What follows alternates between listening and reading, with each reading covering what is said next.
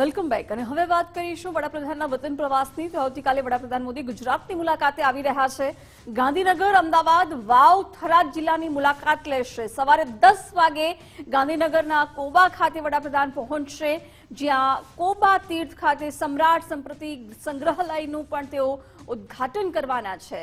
સાથે જ 12:45 વાગે સાણંદમાં કેન્સ સેમિકોન પ્લાન્ટનું પણ વડાપ્રધાન નરેન્દ્રભાઈ મોદી ઉદ્ઘાટન કરશે અને સાંજે 4 વાગે વાવ થરાદના નાણીમાં જનસભાને સંબોધન કરશે. 20,000 કરોડના પ્રોજેક્ટનો શિલાન્યાસ અને લોકાર્પણ કરાશે. વડાપ્રધાન મોદી કોબા અને નાણીમાં જનસભાને સંબોધવાના છે.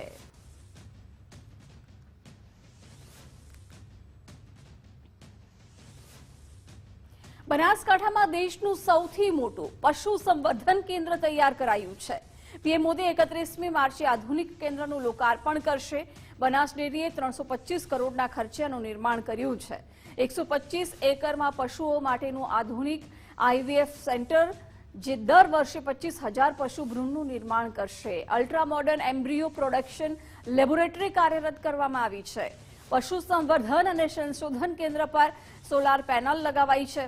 સોલાર પેનલથી 18 લાખ યુનિટ વીજળી ઉત્પન્ન થશે. સેન્ટર પર બાયોગેસ પ્લાન્ટનું પણ નિર્માણ કરાશે. બાયોગેસ પ્લાન્ટ દ્વારા 400 ઘરોને ગેસ જોડાણ મળશે. બનાસકાંઠા હવે શ્વેત ક્રાંતિનું નવું કેન્દ્ર બનશે. પરંતુ વિશ્વનું સૌથી મોટું પશુ સંવર્ધન કેન્દ્ર અને સંશોધન કેન્દ્ર તૈયાર થયું છે. મારી સાથે બનાસ ડેરીના ચેરમેન શંકરભાઈ ચૌધરી છે, કે જેમની આગેવાની હેઠળ માત્ર બનાસકાંઠા નહીં પરંતુ દેશમાં અને ગુજરાતમાં એક દૂધની સફેદ ક્રાંતિ તેમને લઈ જવા માટે એક મોટું કામ, મોટું પહેલ કરી છે. મારી સાથે શંકરભાઈ ચૌધરી છે, એમની સાથે વાત કરીએ. સાહેબ, જ્યારે હું અહીંયા એન્ટર થયો ત્યારે એનું વાઇબ્રેશન જ આખું અલગ જ પ્રકારનું હતું, કે કંઈક અલગ જ માહોલ અહીંયા જોવા મળી રહ્યો છે. કેમ કે અત્યાર સુધી તબેલા તો ઘણા જોયા, પણ એકદમ સ્વચ્છ, સુઘડ અને એક યુનિક પ્રકારનું આ પશુ સંવર્ધન કેન્દ્ર તૈયાર થયું છે. આ માત્ર તબેલો નથી, આ વર્લ્ડ કક્ષાનું બ્રીડિંગ સ્ટેશન છે. અને આ એવું આધુનિક બ્રીડિંગ સ્ટેશન છે કે જે આવનારા સમયની અંદર પૂરા ભારતની ઇકોનોમીને બદલવાનું કામ કરશે અને ભારતને વિશ્વની ડેરી બનાવવા માટેનું આ મોટું સેન્ટર છે. એટલે એની સ્વચ્છતા, બાકી બધું તો ધ્યાન રાખવું જ પડે, પરંતુ તેના કરતાં ટેકનોલોજી વાઇઝ આ વર્લ્ડ કક્ષાનું છે. ટૂંકમાં સર, સાદી ભાષામાં કહીએ તો આજની જેનજી ભાષામાં જે સમજ આપે, કે અત્યાર સુધી એવું સાંભળ્યું હતું કે ખાલી મનુષ્ય માટે આઈવીએફ સેન્ટર હોય, પણ જાણીને લોકોને હવે એ લાગે કે બનાસકાંઠામાં એક બ્રીડિંગ સેન્ટર કહી લો અથવા તો આઈવીએફ સેન્ટર કહી લો ગાય અથવા તો ભેંસ માટે, એટલે લોકોને સાંભળતા આશ્ચર્ય થાય સર, એ પ્રકારની વાત. આ આઈવીએફ જ છે, આઈવીએફ પદ્ધતિ જ છે કે એની એમ્બ્રિયોને બહાર ડેવલપ કરીને, લેબમાં ડેવલપ કરીને પછી એની અંદર પ્રત્યારોપણ કરવામાં આવે. એટલે જે ગુણ તમારે જોઈએ છે, જેવા ગુણ ગાયને ભેંસના, એ બધા એની અંદર ઉતારી શકાય. અને એનાથી અમે એક ચીપ પણ ડેવલપ કરી છે કે તેના જીનોમિક સિલેક્શન માટેનું, અને જીનોમિક સિલેક્શન પણ અમે કરીએ છીએ કે તેના મારવાનો ગુણ, ભેંટું મારવાનો કેટલો છે, એની સરળતા કેટલી છે, એનું દૂધની ક્વોલિટી કેવી છે, એના બ્રીડિંગ વેલ્યુ કેટલી છે, તે એને વંશમાં અને પરંપરાગત કેટલી આનુવંશિક ગુણો તેની અંદર ઉતરશે, તો એ બધું આની અંદર સમાવેશ કર્યું છે. અને સાથે એક શોર્ટેડ સિમેન્સ ડોઝ પણ કર્યા છે કે જેમાં વાસળી જોઈએ તો વાસળી જ આવી શકે, તો તે ટેકનોલોજી પણ આની સાથે જોડી છે. સર, મને એ કહો કે અહીંયા કેટલી પ્રજાતિની ગાયો અથવા તો પશુધન લાવવામાં આવ્યું છે જેના પર આપણે R&D કરી રહ્યા છીએ? એક અહીંયા કાંકરેજ, ગીર, સાયવાલ, થરપારકર, પુંગનુર, આ બધી ગાયો અહીંયા આગળ છે. અને ભેંસની અંદર પણ જાફરાબાદી, બન્ની, મહેસાણી, બાકી પણ ઘણી બધી છે, મુરા છે, એ બધી ગાયો અલગ અલગ પ્રજાતિની બધી ઘણી બધી ગાયો છે. અચ્છા, બીજા કોઈ રાજ્યની સાહેબ અહીંયા પશુ હોય છે ને? હરિયાણા, ઉત્તર પ્રદેશ, આખા દેશની, ભારત વર્ષની અંદર દક્ષિણથી કરી ઉત્તરથી કરી બધા જગ્યાની ગાયો ભેંસો બધી છે. તો કોઈ મશીન છે, એ તો માં છે. એની સાથે અમે જશો તો તમને વહાલ કરશે. એને પ્રેમ જોઈએ, વાત્સલ્ય જોઈએ. તો એ વાત્સલ્ય પ્રેમ ના આપો તો એને ન ગમે. તમે અમારી ગાય છે, તમે જોશો તો હમણાં તમને દેખાશે, હું એને મળું છું, તો જો એનાથી નારાજ થશે તો એ તમને દૂર પણ કરશે. તમે એટલે રાખજો. હાજી સર. તો આપ જોઈ રહ્યા છો શંકરભાઈ ચૌધરીની પોતાની ઘરની ગાય છે અને એમને આ પશુ સંવર્ધન અને સંશોધન કેન્દ્રમાં સંશોધનના હેતુથી અહીંયા સેવાકીય ભાવથી પોતાની ગાય આ કેન્દ્રમાં સોંપી છે અને વિશેષતા એ છે કે એની વિશેષતા પણ જાણીએ અને શંકરભાઈના કહેવા પ્રમાણે આ માત્ર ગુજરાત નહીં પરંતુ દેશમાં સૌથી વધુ દૂધ આપનારી આ ગાય છે. તમે જુઓ અચ્છા વધુ આપે છે જે ગીર ગાયની અંદર 28-30 લીટર જેટલું દૂધ આપતી આ ગાય છે અને સૌથી મોટું એ છે કે એને ઇમોશન છે. એને આ વાલ ન કરીએ તો એને ન ગમે. એને હું અહીંથી આવીશ તો બીજા કોઈ આવશે તો એને દૂર કરી દેશે. તમે આટલે આવ્યા છો હું ઊભો છું ત્યારે જ, નહીંતર એ તમને દૂર કરશે. પરંતુ એ જાણે છે એટલે એની અંદર આઈક્યુ પણ છે, ઇમોશન પણ છે. એટલે ગાય માં અમસ્તા નથી કહેતા અને ખાલી પશુ ના કહેવાય. આ માં જ માનો દરજ્જો જે આપ્યો છે ઇમોશનના કારણે આપ્યો છે. અને આ 28થી વધારે લીટર દૂધ આપતી ગાય છે રોજનું પ્રતિદિન એક આ ગીર ગાય. અને આવનારા સમયમાં ભારત એ વિશ્વની ડેરી બને તેના માટેનો જે આપણા દેશના પ્રધાનમંત્રી મોદી સાહેબનો જે સંકલ્પ છે એ સંકલ્પ 100% સાકાર થશે. એમણે ગોકુલ મિશન યોજના મૂકી અને ગોકુલ મિશન અંતર્ગત ભારતની દેશી ગાયો છે તેની અંદર જે સ્ટ્રેન્થ રહેલું છે, જે હોટ ટોલરન્સી, એનું રોગપ્રતિકારક શક્તિ, તેનું દૂધની સારી ગુણવત્તા, એ બધા સદગુણોને જોઈ વિચારીને એમણે આ મિશન મૂક્યું. એ મિશનને ધરતી ઉપર લાવવાનું કામ એ બનાસના માધ્યમથી અમે માત્ર પીએમ મોદી આવતીકાલે 2 નવા પ્લાન્ટનું ભૂમિપૂજન કરશે. રાધનપુર અને થરામાં નવા પ્લાન્ટ આકાર લેશે. બનાસ ડેરીનું બાયો સીએનજી મોડેલ આત્મનિર્ભર ભારતનું ઉદાહરણ છે. છાણમાંથી દરરોજ 4500 કિલો બાયો સીએનજીનું ઉત્પાદન થશે. લાખો વાહનોને અત્યાર સુધી સસ્તું અને સ્વચ્છ ઈંધણ મળ્યું છે.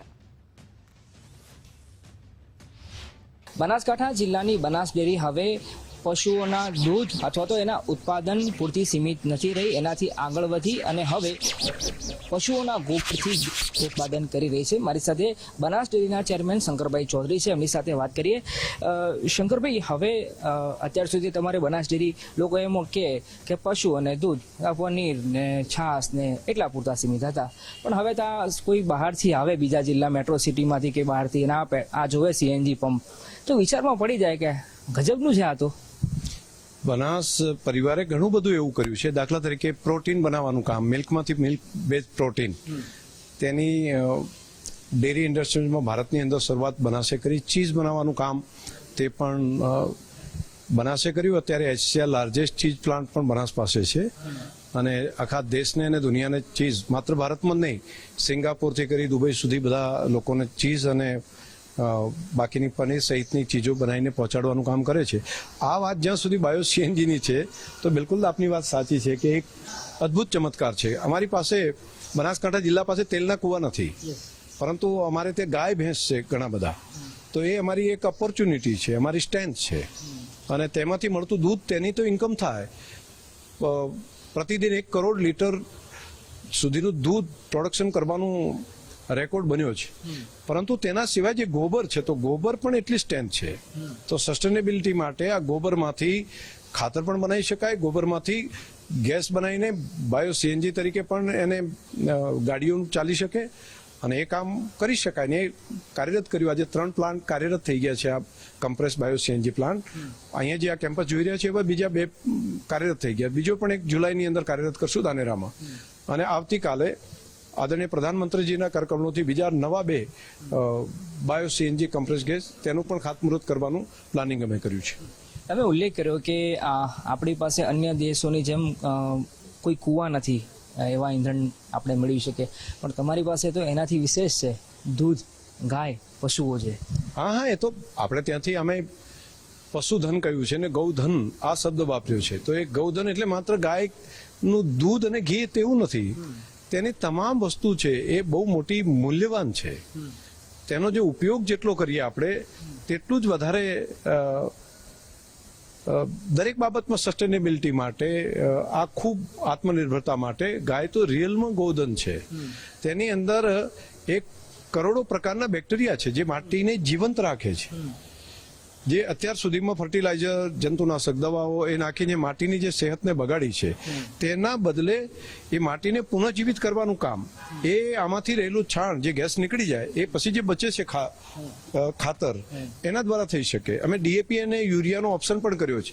વિદેશમાંથી શું કામ ખાતર મંગાવીએ? આપણી ધરતીની અંદર જ આ ખાતરની ફેક્ટરી છે, અહીંથી જ ખેડૂતો લઈ જાય છે, અહીંથી જ વ્યવસ્થા થઈ શકે છે. અને કોઈ પણ સબસિડી સિવાય અહીંથી લાઈન લગાડીને પણ લોકો ખાતર લઈ જાય છે, કેમ કે વાપર્યા પછી ખબર પડે છે કે પહેલાથી પણ સસ્તું અને તેના કરતાં વધારે સારું ઉત્પાદન મળે છે અને માટીને પણ જીવંત બનાવવાનું કામ કરે છે. તો બંને કામ, ગેસ અને ખાતર, બંને ખૂબ આશીર્વાદરૂપ છે. શંકરભાઈ, ઇન્ટરેસ્ટિંગ વસ્તુ એ છે કે ટેકનોલોજી, વિજ્ઞાનની મદદથી તમે અલગ અલગ ક્રાંતિ લાવી અલગ અલગ સેક્ટરમાં અને ખાસ પશુપાલન સેક્ટરમાં.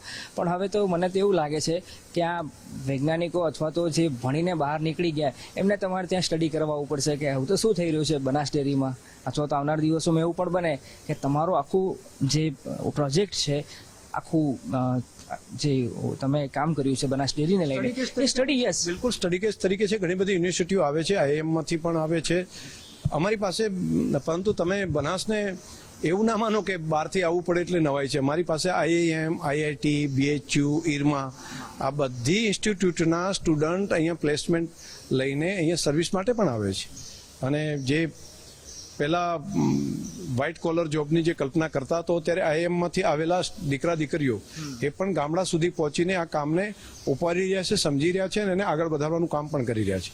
એટલે બનાસ એક ઓપોર્ચ્યુનિટી માટેની એક જેને કહેવાય ને એ ધરતી છે. ધન્યવાદ અમારી સાથે વાત કર્યા બદલ. તો આ હતા બનાસ ડેરીના ચેરમેન શંકરભાઈ ચૌધરી, જેમને ગુજરાત ફર્સ્ટ સાથે ખાસ વાત કરી. કેમેરા પર્સન સંદીપ રાઠોડની સાથે અર્પિત દરજી, ગુજરાત ફર્સ્ટ, બનાસકાંઠા. પીએમ મોદીના આગમનને લઈને તૈયારીઓ તેજ કરાઈ છે. પીએમના કાર્યક્રમને લઈને ગાંધીનગર મેટ્રોના સમયમાં ફેરફાર કરવામાં આવ્યો છે. આવતીકાલે કોટેશ્વર રોડથી જીએનએલયુ સુધી મેટ્રો બંધ રહેશે. સવારના 9:30 થી 11 વાગ્યા સુધી મેટ્રોનું સંચાલન થશે. સવારના 11 વાગ્યા બાદ ફરી રાબેતા મુજબ કાર્યરત થશે. ઇન્ફોસિટીથી મહાત્મા મંદિર સુધી પણ મેટ્રો બંધ રહેશે. સવારે 11:30 થી 12:15 સુધી મેટ્રો સેવા બંધ રહેશે. 12:15 બાદ મેટ્રો ફરીથી રાબેતા મુજબ કાર્યરત થશે. સાંસદ જશુભાઈ રાઠવાની પ્રધાનમંત્રી મોદી સાથે ખાસ મુલાકાત. ફોરલેન હાઈવેના પ્રોજેક્ટ્સ મંજૂરીને લઈને તેમણે પીએમનો આભાર માન્યો છે. વિશેષ કવર આપી સાંસદે પીએમ મોદીનો આભાર વ્યક્ત કર્યો છે. 18 તાલુકા માટે 5,300 કરોડની લિફ્ટ ઇરિગેશન યોજના પર ચર્ચા કરી. બોડેલી, પાવાગઢ, હાલોલ ફોરલેન રોડની કામગીરીમાં હવે તેજી આવશે. સંસદીય ક્ષેત્રના વિકાસ અને જનહિતના કાર્યો અંગે પીએમ સાથે તેમણે ચર્ચા કરી છે.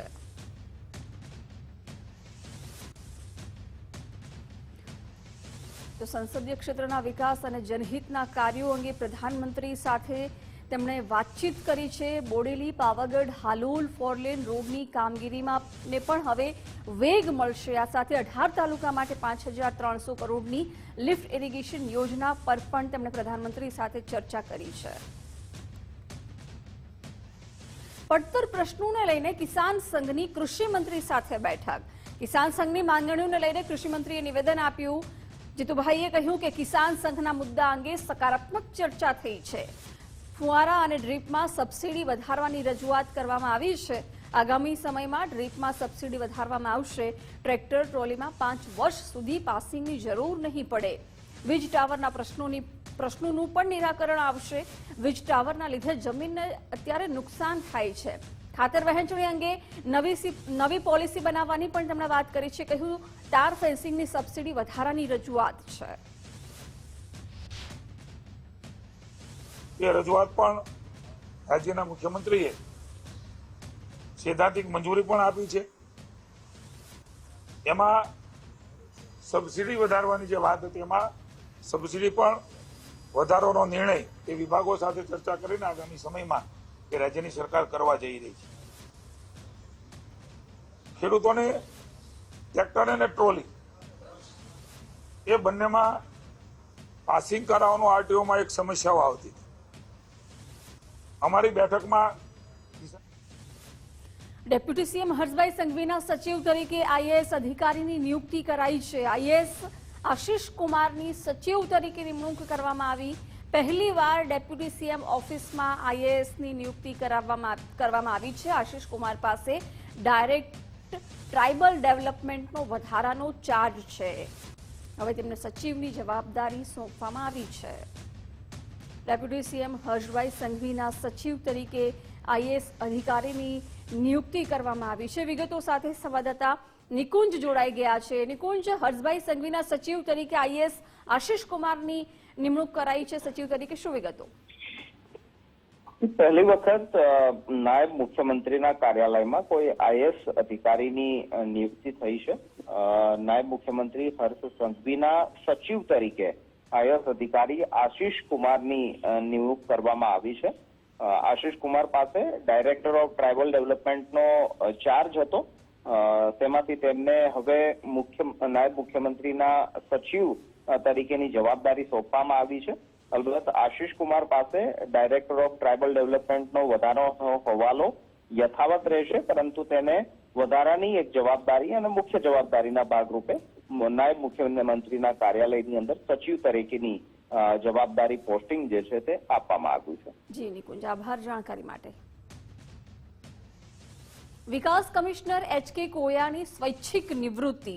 વયનિવૃત્તિ પહેલા જ વિકાસ કમિશનરની નિવૃત્તિ સામાન્ય વહીવટ વિભાગની પ્રીમેચ્યોર નિવૃત્તિને મંજૂરી અપાઈ છે. 31 માર્ચના રોજ સ્વૈચ્છિક નિવૃત્તિ માટે મંજૂરી અપાઈ છે.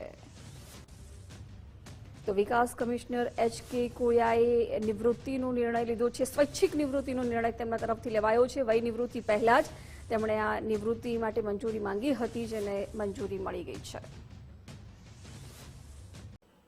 બુલેટ બ્રેકિંગમાં અત્યારે બસ આટલું જ. વધુ સમાચારો માટે આપ જોતા રહો ગુજરાત ફર્સ્ટ. નમસ્કાર.